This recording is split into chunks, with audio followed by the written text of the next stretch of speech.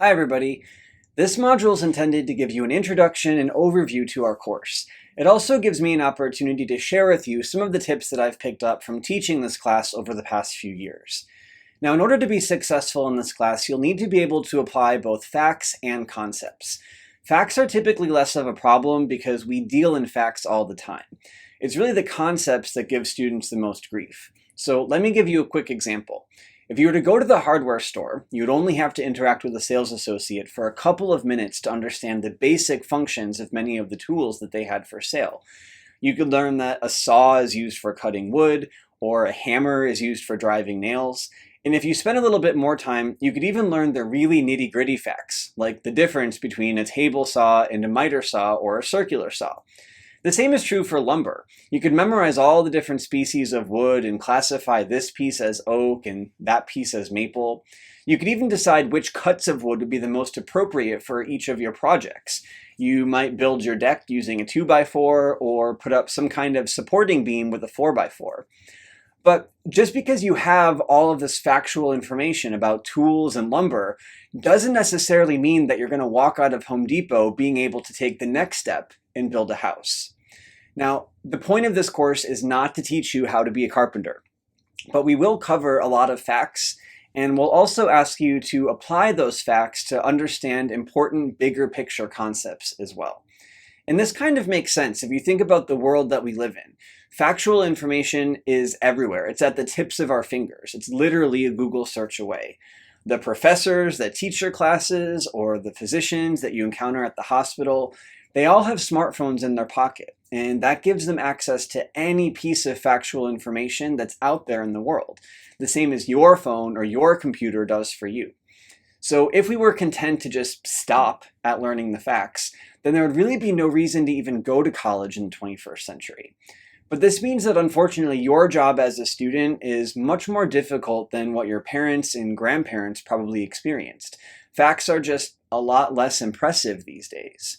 But of course, there is a reason to go to college. I have to keep my job. Just kidding. But concepts are actually more important because not only are they more relevant to our daily lives, they're actually the thing that creates expertise in a subject area. And if you don't believe me, you can just take a look at all the fake news and misinformation that's circulating on social media right now. It's created from a wealth of information and a dearth of conceptual understanding. Let's take a look at a slightly more relevant example. Some of the facts that you'll learn a great deal about later on in the course relate to the function of the neurohormone epinephrine. Epinephrine gets released from your nervous system and from your adrenal glands during stress and exercise. It binds to specific receptors called adrenergic receptors that are located throughout your body. This leads to a variety of effects, including changes in the strength and speed of cardiac contraction, and a narrowing of your blood vessels that leads to high blood pressure. Concepts related to epinephrine are also a big deal because it plays such an important role inside the body. All of you budding pharmacists and physicians might be interested to know that people have been looking for many years, somewhat unsuccessfully, for ways to adjust the body's responses to epinephrine using pharmaceutical drugs. So I could ask you about that. But what would the effect of a drug called isoproterenol, which is an adrenergic receptor agonist, be? In other words, what does a drug that activates epinephrine's receptor do to the body?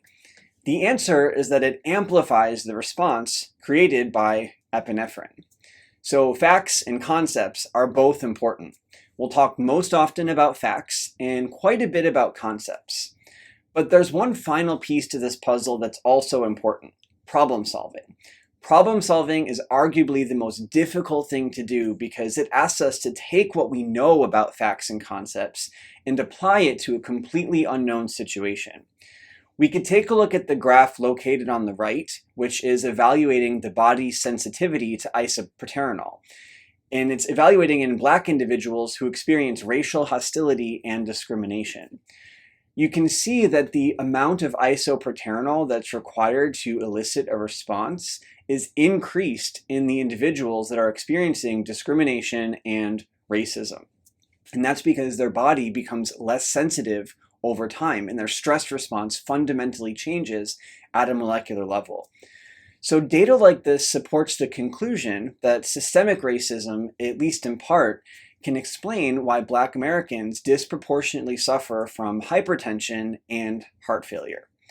Now, you won't have to know the details from these examples until much later in the course, but given these three different things that we ask you to do, it's completely understandable for students to want to know how they should study and how they should prepare. So we're going to talk a little bit more about that in the next video.